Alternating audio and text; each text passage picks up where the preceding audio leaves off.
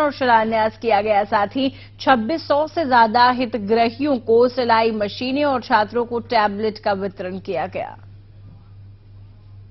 आज बिजली का जो मैंने यहाँ पर देखा प्लांट, उसके कारण मुझे जो आनंद हुआ उसकी अभिव्यक्ति की। और मैंने आपको ये भी बताया कि मैंने सबसे पहले जो इसका आनंद लिया था वो गुजरात में लिया था, जहाँ पर नरेंद्र मोदी ने सबसे पहले और सारे गांव तक बिजली पहुंचाने का संकल्प करके उसको पूरा किया। क्या पार्टी से आपकी नाराजगी दूर हो गई? करता हूँ कि उनको आज देश भर का दायित्व देने का जो संकल्प सरकार ने, हमारी पार्टी ने किया है, वो अगर होगा तो इतने सारे अच्छे कार्य हमने अपने प्रदेशों में किए हैं वो देश भर में।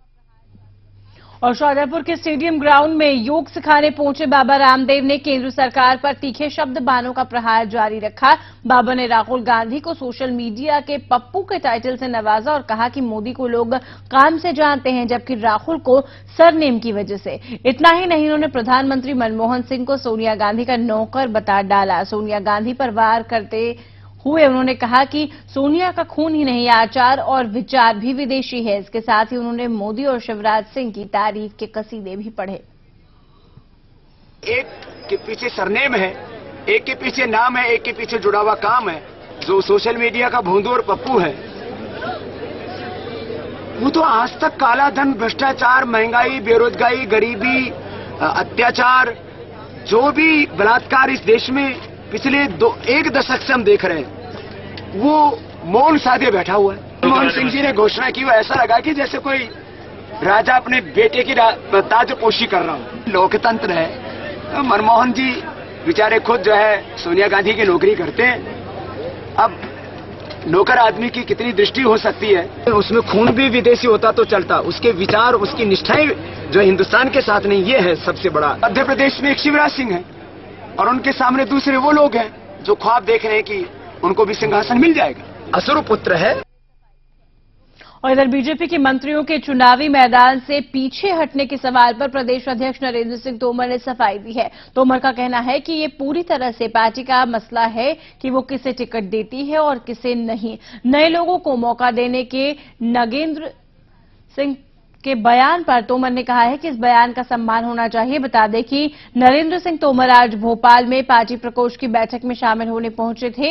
बैठक के बाद पत्रकारों से बातचीत में उन्होंने ये बातें कही। दरअसल पार्टी के 2 मंत्री कैलाश विजयवर्गीय और नगेंद्र सिंह चुनाव न लड़ने की बात कह चुके हैं। नागेंद्र सिंह जी पिछले बार भी चुनाव नहीं लड़ना चाहते थे। पार्टी ने उनको निर्देश दिया था कि वो चुनाव लड़ें, तो लड़े थे। और इस बार भी वो 2 साल से लगातार आग्रह पार्टी को कर रहे हैं, किसी नए व्यक्ति को मौका दिया जाना चाहिए। मुझे लगता है उनका जो विचार है, सोच है, उसका लोकतंत्र में स्वागत होना चाहिए। इधर कांतिलाल भूरिया के बयान पर नरेंद्र सिंह तोमर ने पलटवार किया है। बीजेपी प्रदेश अध्यक्ष तोमर ने कांग्रेस में दरार पैदा करने वाले भूरिया के बयान पर कहा कि कांतिलाल भूरिया को इसकी चिंता नहीं करनी चाहिए। कांग्रेस में पहले से ही दरार पड़ी हुई है, जिसकी चौड़ाई बहुत ज्यादा है। बता दें कि भूरिया ने यह आरोप लगाया था कि नागपुर के आरएसएस मुख्यालय से लेकर भोपाल में मुख्यमंत्री निवास और बीजेपी कार्यालय में होने वाली बैठकों में बीजेपी नेता सांप्रदायिकता फैलाने का काम करते हैं। साथ ही केंद्रीय मंत्री ज्योतिरादित्य सिंधिया और उनके बीच भ्रम फैलाने का षड्यंत्र भी रचते हैं। भूरिया जी को चिंता करने की जरूरत नहीं है, हमको दरार पैदा करने की आवश्यकता नहीं है, क्योंकि कांग्रेस में अपने आप ही दरार इतनी चौड़ी है कि कोई दूसरा उसको बढ़ाए, इसकी आवश्यकता ही नहीं। और इधर नरेंद्र सिंह तोमर के बयान पर कांग्रेस ने पलटवार किया है। एमपी कांग्रेस के सहप्रवक्ता पंकज चतुर्वेदी का कहना है कि तोमर के बयान से स्पष्ट हो गया है कि बीजेपी कांग्रेस में दरार डालना चाहती है, लेकिन बीजेपी की ये चाल सफल नहीं हो पाएगी। नरेंद्र सिंह तोमर का ये कथन कि दर्रा है, भूरिया जी के इस बयान की पुष्टि करता है कि भाजपा के लोग कांग्रेस के नेताओं के मध्य षड्यंत्र करने का प्रयास कर रहे हैं। कभी आदिवासी, गैर आदिवासी का मुद्दा उठाते हैं और अपने आप में और अपने दल की स्थिति को नहीं देखते हैं। और इधर भोपाल में केंद्र सरकार के खिलाफ अनुसूचित जाति के लोगों के साथ मध्य प्रदेश बीजेपी के अध्यक्ष नरेंद्र सिंह तोमर भी धरने पर बैठ गए हैं। इस दौरान उन्होंने कांग्रेस और बीएसपी पर जमकर निशाना साधा है। तोमर ने कहा कि कांग्रेस और बीएसपी दोनों पार्टियां सिर्फ चुनाव के वक्त